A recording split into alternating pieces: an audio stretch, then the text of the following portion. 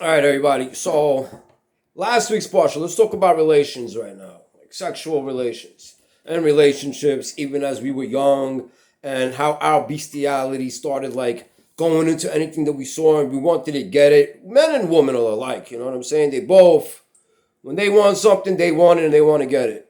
And in Parshas Vayichlach, we talk about Dina and also what happens in this parsha. He cuts off, Shimon and Levi. They go to war with the whole community of men. They slaughtered all of them because they disrespected her sister, which any brother and father would do. I mean, if you're a daddy of a daughter, you want to be protective of that daughter. Definitely big brothers. I dealt with a lot of big brothers in my lifetime. Because why? They knew where the relationship was going to end up. Most people just went out, had relations, and then they split off just because their animal so told them, or you were easy to gain them. Like what happened with Dina. Dina, she went out into the community to meet the woman. Now, she didn't go out probably with anybody to protect her. She went out on her own because that's what it says. She went out. So imagine you going out to the hot spots, like the main strips where all the clubs are. You go to the city or you go to Times Square. Imagine that. And if you ever been to Times Square, you see how people are dressed. Let's talk about the summertime dressing. Anywhere you go in New York, the way people dress in summertime. So she definitely went out to see how these women were, and she wanted to blend in. And obviously, she went out looking nice, like gorgeous, like very too sexual and open. She didn't go out modest because if she did, nobody would have noticed her. Because who's going to notice a woman that's always covered up and looking into a hood? Nobody's going to peep you. Nobody's going to check you out because you covered up. But when a woman goes out and she doesn't look like, if she looks like Nicki Minaj going outside into the street, what's going to happen? Everybody's going to hound you. You're going to attract the wrong attention. And people are going to want to come at you. And it happens. But you're being promiscuous as well. You're being open to it. Because when the prince peeped her, when he saw her, he was like, yo, I want that. So obviously, if a prince is out in the main town, he's definitely walking around with bodyguards. He's definitely got his soldiers next to him, keeping an eye on him, and they'll do whatever he says. So he sent them over to her, probably invited her to the castle, and she obviously, they're going to take her by force regardless what. There is no yes or no answer. You just have to submit and say, yeah, especially the prince. Who wouldn't be honored to go see the prince? Like, as a woman, your thoughts already in your head. I'm a gold digger. Let me go check this out. So at the end of the day, she went to the castle. He started gaming her. He was just like, yo, I'll give you everything in this world.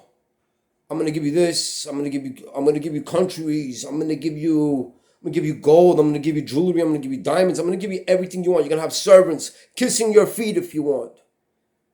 And obviously, he started gaming her just because he wanted to get at it. Now, as a man, I remember how women played that hard to get game. And if you pursued a little bit consistent, even within like the first 5-6 minutes of that, sometimes things happen. A little kiss, a little touch. Then you're definitely going all in because once you're in that phase, it's like your animal keeps coming out. Now, mind you, the animal is a very important word because we as beasts, if you notice how dogs hump everything, we as beasts do that also. Our animals, when we feel some type of way, when we see an urge, we follow that urge. And that urge could be with anything. That urge could be with money, with sex, with drugs. That urge could be with anything.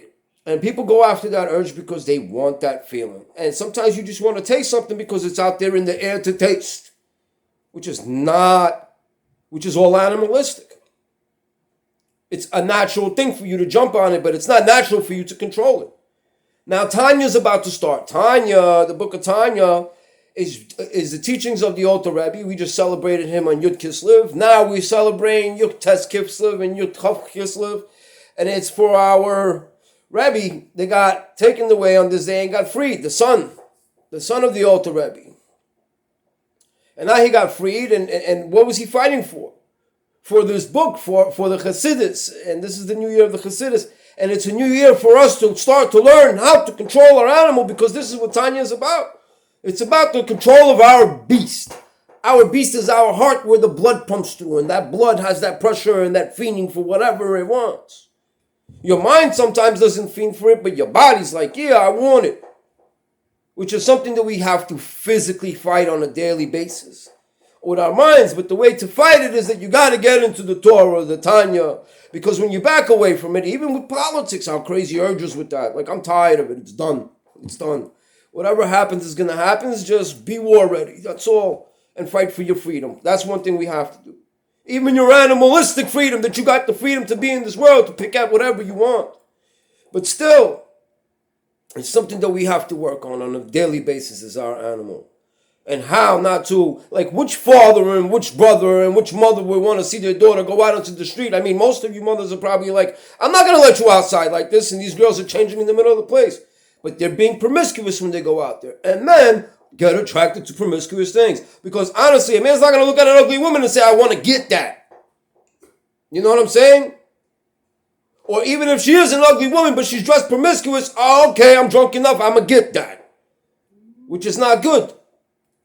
Because that's all we're doing. So please, learn to control your animal. Women, don't be promiscuous, especially the married ones. Sometimes married women go out looking like, I understand that there's a process of being beautiful and all that. But again, Dina wouldn't have gotten raped, taken advantage of, taken away if she didn't look the way she looked.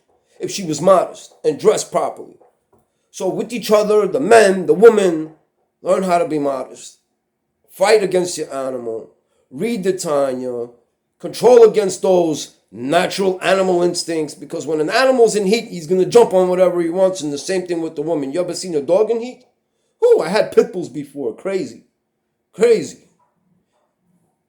So again, with this new year of Chassidus, learn Chassidus, follow the meaning of it, push with it, and anything I say I usually speak for myself as well, because there's always urges that come up, and learn to change your animal. Everybody have a blessed, wonderful Yom Tov, a blessed, wonderful week, successful week. Fight against this COVID. Fight for your freedom, because whatever's going on, stay healthy. You guys got to work out. You want to fight against COVID, the main key is to work out. Even if you're doing 10 push-ups, 20 push-ups, 30, 100 push-ups, it's good. It'll keep building. 5 days in a row, you keep doing it. And this is all learned in Torah. This is something that's been written for years. And it teaches us how to be natural, like good human, decent beings. Moral beings. Because when you're immoral, you're a liberal. I'm going to bring politics into this, because there's a lot of immorality. Did you see that new show on HBO that they saw a clip about how they're teaching 4-year-olds to be transgender, and this boy has to say that he's a girl because his mom is pitching him that?